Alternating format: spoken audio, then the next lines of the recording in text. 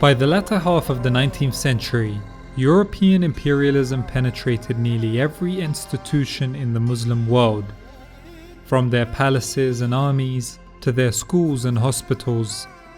This overwhelming European presence not only imposed foreign authority over Muslim lands and people, but also sought to dismantle the central role Islam played in shaping Muslim society.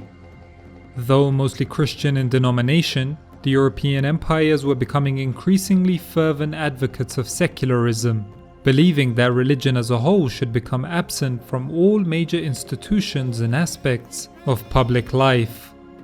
This notion of depriving religious influence from education, government, and society was something that Muslims vehemently rejected as it contradicted their way of life, which they believed to be divinely inspired.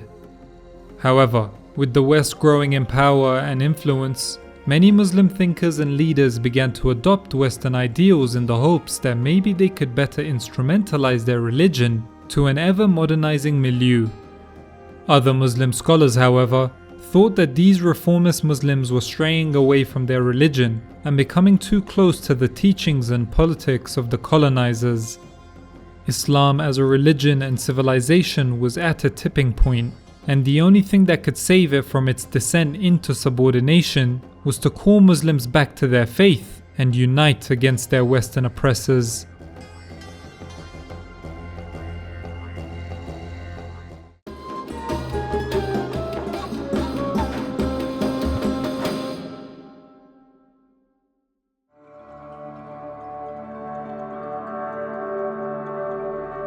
Western powers, and in particular the British, managed to politically manipulate the three major empires of the Islamic realm by the late 19th century. The Mughals by this point had been completely absorbed into the British Raj of India. The Qajar dynasty of Iran lost its holdings in the Kafkas to Russia and were coming under the increasing influence of both the Tsars and British monarchy. The Ottoman Empire was now the sick man of Europe, continuously losing its territorial holdings, as well as becoming increasingly indebted to European lenders. With the champions of the Islamic world slowly becoming subjects of the colonial powers, Muslim scholars needed to think of ways to revive Islamic society's lost sense of intellectual vigor and political sovereignty by any means necessary. In India, where colonial influence was most heavily felt in the Islamic world, violent rebellions against British occupation were common occurrences during the 19th century. After the Indian Mutiny of 1857, India became an official possession of the British Crown, and the Mughal dynasty that had ruled the subcontinent for over 3 centuries was disbanded. In the wake of this tightening grip on India, Muslim intellectuals thought of ways to liberate the Ummah from the tentacles of Western imperialism. One of the earliest and most prominent of these thinkers was the Islamic scholar Sir Syed Ahmad Khan. Born into Indian nobility and having had a career with the East Indian Company, Ahmad Khan remained loyal to the British throughout India's rebellions. In spite of his close connections to the British authorities, Ahmad Khan published The Causes of the Indian Revolt in 1859, which pointed to the policy failures of the colonial administration for having created such unrest. In his writings, Khan explains that the colonial government never included the voices of the Indian public in their legislation or politics. With no public space or institutions to air grievances, the colonial subjects were forced to resort to violent uprisings. Thus, it is imperative for Indians to have a voice in government affairs if the colony is to maintain stability. Although advocating for native Indians to have a voice in government, Khan insisted for the continuation of Britain's colonial authority over India. Beyond the government's role in excluding Indians from legislative affairs, Khan ultimately believed that the biggest reason for the mutiny was the ignorance and backwardness of the native Indians, insisting that the public generally misunderstood the purpose and benefits of the colonial laws bestowed upon them. In fact, he thought many of India's Muslims had strayed away from the proper teachings of Islam due to the colonial government's efforts in hindering religious education. Therefore, the colonial government was also ignorant of the cultural and religious practices of its subjects. The colonial government was also insistent in the social categorization and separation of Hindu and Muslim Indians, conducting censuses that emphasized religious difference as the main communal factor. This new pressure to form holistic groupings pushed Khan to formulate a more cohesive Muslim community in India, one that saw itself as separate from the majority Hindu community, which had a better relationship with the British. Muslim India, however, was very divided among different Sufi brotherhoods and interpretations of the faith. So, to homogenize the Indian Muslim community, Khan attempted to promote a standardized Islam, opening up schools and universities across India that taught theology as well as Western sciences and literature. Khan believed that contrary to traditional Islam, the religious outlook of Indian Muslims was hostile to education and science, contributing to their backwardness and ultimately their subjugation. If people do not shun blind adherence, if they do not seek specially that light which can be found in the Quran and the indisputable Hadith, and do not adjust religion and the sciences of today, Islam will become extinct in India. On top of hoping to educate Indian Muslims, Khan also wished to create a national community, promoting the use of Urdu as the lingua franca of Islamic India. Though at first an advocate of Muslim-Hindu unity, Khan believed that the development of an Islamic India separate from a Hindu one would be more pragmatic in the wake of a British withdrawal. This two-nation theory would form the ideological basis of what would eventually become the national project of Pakistan. Despite his ideas gaining prominence among many Indian Muslims, Khan had his fair share of critics and opponents. Many Indian Muslims rejected Khan's attempts at standardizing Islam and the adopting of the Western notion of a nation-state in order to find comfort in a world being shaped by infidel imperialists. Perhaps Khan's most vocal and famous critic was a cleric by the name of Jamalludin al-Afghani. With much of his early life being shrouded in mystery, Afghani's origins are disputed. Many historians believe he was actually born in Iran, despite what his nisbah suggests. What is known is that as a young scholar, Afghani travelled to British India for higher education, where he would encounter the liberal secular arts and sciences of the imperialist infidel. Al-Afghani had his superstitions about the English and their intentions, seeing them as a threat to the Ummah's unity and stability. He despised the politics and impositions of the foreign empire and was such a vocal advocate against their occupation of India that British authorities even labelled him a Russian spy. To earn his nisbah, Afghani spent several years in Afghanistan where he attempted to persuade some of the emirs to modernize. However, the conclusions of a sibling rivalry and civil war forced him to flee to Cairo and later Istanbul. In both places, he would deliver lectures regarding science, secularism, and the future of Islamic civilization. In Egypt, Afghani proved to be influential, inspiring a number of disciples who published politically charged journals and newspapers that had large public following. Egypt was under the rule of Ismail Pasha, who had amassed a great deal of debt from Britain and France after they had financed the construction of the Suez Canal and other developmental projects. Afghani saw the Pasha's reforms in relationship to the Western powers as only serving the interests of the latter, at the expense and exploitation of the Muslim world. In 1879, the British and French intervened in the affairs of the Egyptian crown by replacing Ismail with his son Tawfiq, which angered much of the Egyptian public and army, culminating in the overthrow of the government.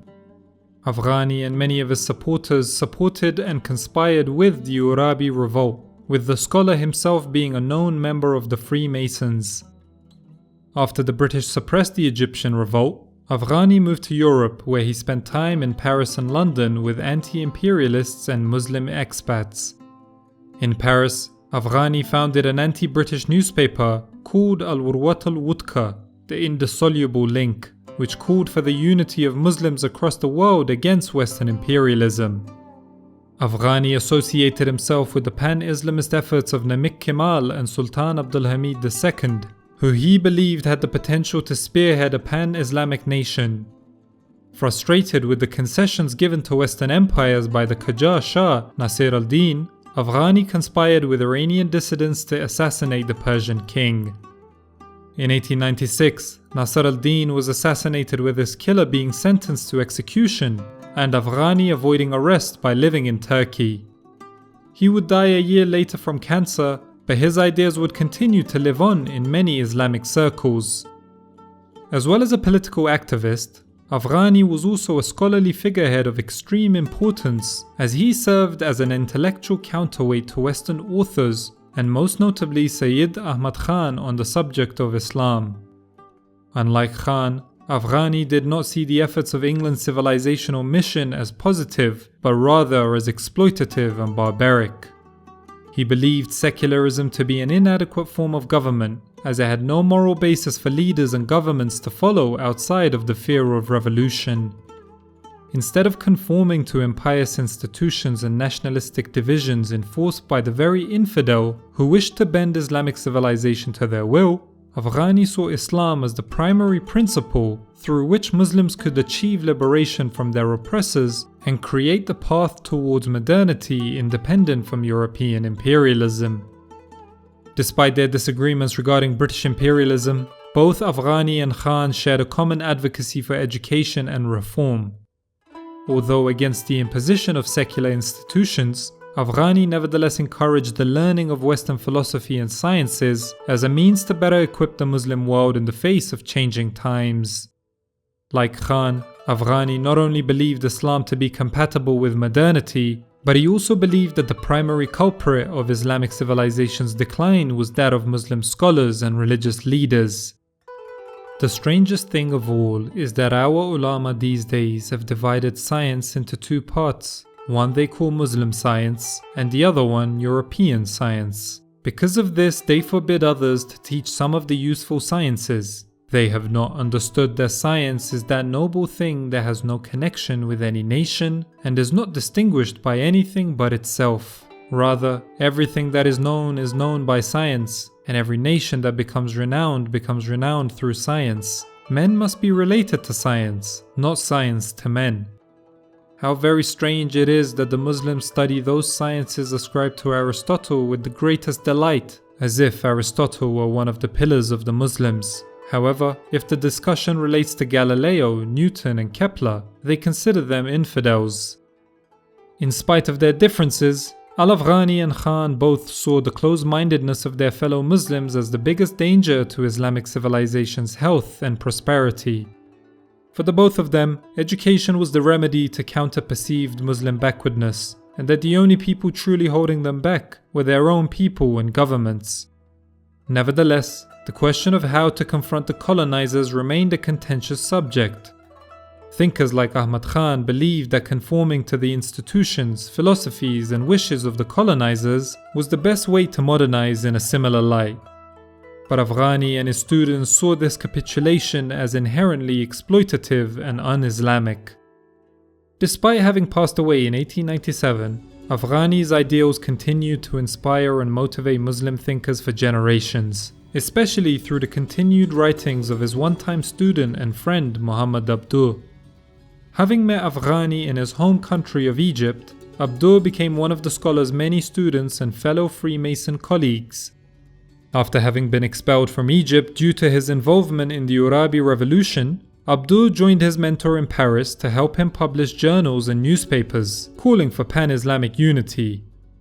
In 1887, Abduh returned to Egypt, where he became a judge, a board member of Al-Azhar University, and one of the country's leading religious scholars. Later in life, the two thinkers would have a falling out and refuse to speak to each other until Afghani's death. For the remainder of his life, Abduh advocated for the reform of Islamic law, education, and the Arabic language, supporting the establishment of schools for girls and bringing changes to the Sharia courts. Like his one-time mentor before him, Abduh believed that these reforms would ease the stagnant mind of the world's Muslims and hopefully bring about a united Islamic Ummah. This sentiment towards reforming the Muslim mind and promoting pan-Islamism is best demonstrated in his work entitled Theology of Unity, where he argued that Islam as a religion was built on reason and had no contradictory principles. He called for Muslims to utilize their logic and reason in order to properly approach Islamic theology, arguing that Islam forbids us to be slavishly credulous, and for our stimulus points to the morals of peoples who simply followed their fathers with complacent satisfaction and were finally involved in an utter collapse of their beliefs and their own disappearance as a community. Like Afghani, Khan, and many other Muslim reformist thinkers before him, Abduh saw the blind following of teachers, taqlid, as detrimental to the Muslim community, as it undermines the believer's capacity for reason, otherwise known as ijtihad. Islam as a religion encourages the use of reason when confronting its content and the broader world with the Quran, declaring that surely the worst of beasts in God's sight are those that are deaf and dumb and do not reason. Abduh made it clear that any theological divisions, acts of treachery and/or heresy were not products of Islam, but rather the consequences of mankind's corruption and self-interest. Thus, if a society were to truly reform itself into one that wholeheartedly followed the Quran and the teachings of the Prophet, Muslim individuals were going to have to first reform themselves. Therefore, what Abduh and others like him began was not just a race against Western imperialism, but also a quest for defining the Muslim soul.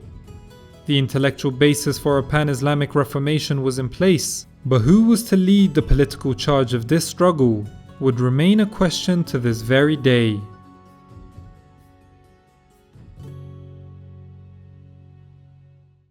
This video is the fifth in a series made in collaboration with Sultan Skinny, who wrote and researched the script.